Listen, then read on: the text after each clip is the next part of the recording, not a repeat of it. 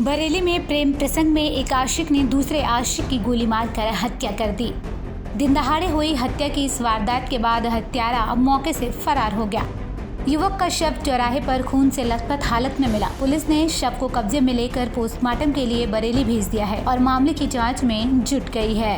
ये केवड़िया थाने में कल एक लड़के की हत्या हो गई थी जवेदी गांव में। इसके संबंध में उसकी मां की तरफ से तहरीर आई है और उसमें मुकदमा लिख करके उसमें विधिक कार्रवाई की जा रही है। जल्द ही हमारी टीमें लगी हुई केवड़िया की 2-3 टीमें बना करके दबिश दी जा रही है। दिल्ली से सटे फरीदाबाद में जिस तरह से लगातार कोरोना का ग्राफ बढ़ता जा रहा है, उसी तरह क्राइम का ग्राफ भी लगातार बढ़ता जा रहा है। लेकिन फरीदाबाद पुलिस बढ़ते क्राइम के ग्राफ को रोक पाने में असमर्थ नजर आ रही है। ताज़ा मामला फरीदाबाद के एसडीएम नगर से सामने आया है, जहां सट्टे का कारोबार करने वाले युवक की गोलियों से भूनकर हत्या कर दी गई। युवक के दोस्तों पर ही हत्या का आरोप लगा है। बताया जा रहा है कि सभी युवक मृतक के दोस्त थे। भारी पुलिस बल के साथ खून में सने कपड़ों में दिखाई दे रहा ये वही बदनसीब भाई है जो कुछ देर पहले ही अपने भाई को अपने दोस्तों के साथ हंसता खिलखिलाता छोड़कर घर से निकला था। उसे फोन आया कि घर आए दोस्तों ने उसके भाई की गोली मारकर हत्या कर दी। फिलहाल पूरे मामले में पुलिस जांच कर रही है, लेकिन कैमरे पर आकर कुछ भी कहने से साफ इनकार कर रही है। कोई सामने से 3 लड़के आए हैं, उनके साथ उसने हाथ मिलाया और उसके बाद वो अंदर कमरे में चले गए। मैंने सोचा कोई यार दोस्त होंगे। मैं अपना वाइफ के साथ गांव के लिए निकल गया।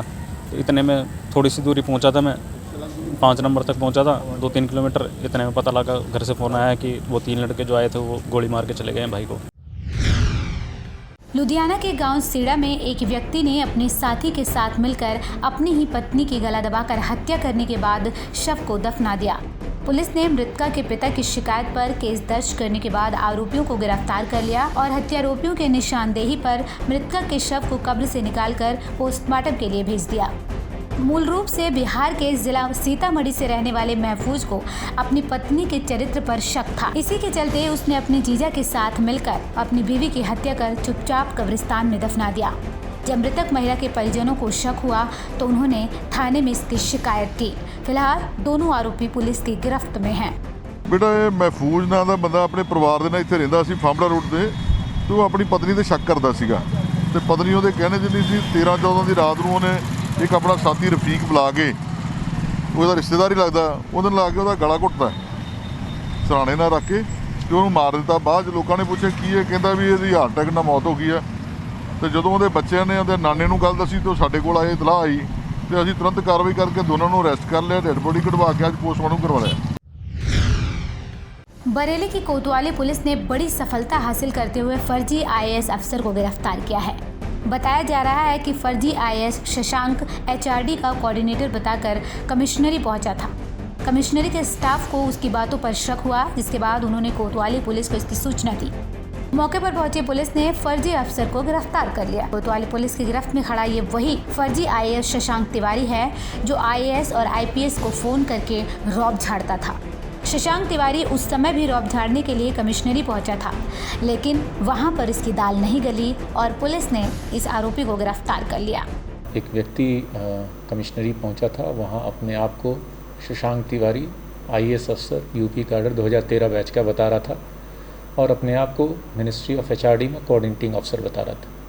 शुरुआती पूछताछ में ही ये चीज़ें क्लियर हो गई कि इस तरह का कोई अधिकारी नहीं है और ये फर्जी तरीके से इम्पर्सोनेट कर रहा है अपने आप को और फर्जीवाड़ा कर रहा है। संबंधित प्रकरण में अभियोग पंजीकृत कर लिया गया है और गिरफ्तार अभियुक्त को जेल भेज दिया जा रहा है। लुधियाना के किदवई नगर में उस समय पुलिस की सुरक्षा पर सवाल खड़े हो गए जब 2 बाइक सवार 6 लुटेरों ने गुड़मंडे स्थित मोबाइल की दुकान करने वाले संदीप नामक व्यक्ति के घर में घुसकर हथियारों के बल पर लूट की वारदात को अंजाम देकर मौके से फरार हो गए। भागते हुए लुटेरों की तस्वीर सीसीटीवी कैमरे में कैद हो गई।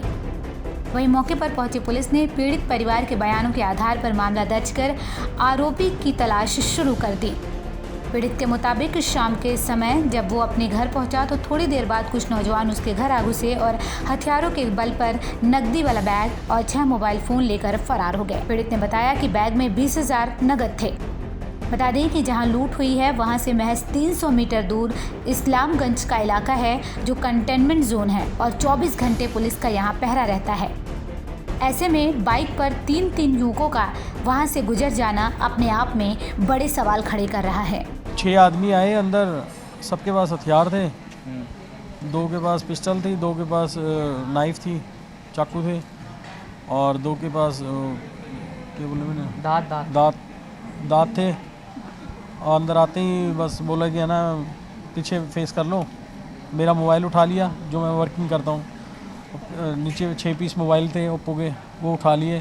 कैश का बैग था, 20,000 रुपये थे उसमें, वो निकाल के ले गए।